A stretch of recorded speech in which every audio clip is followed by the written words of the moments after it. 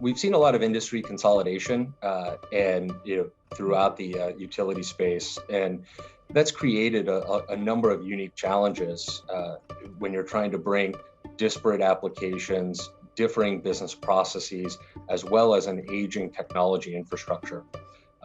We have these new consolidated entities trying to maintain multiple ERPs, multiple systems for reporting, various maintenance and work order management applications, and really no ability to bring them together to provide that single view or that single operating model.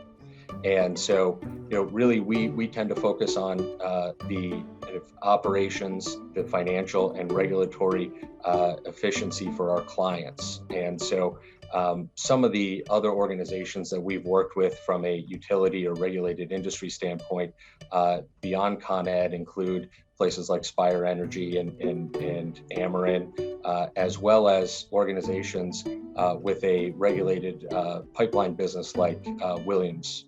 And so, we've got a large breadth of organizations that are often facing very, very similar challenges.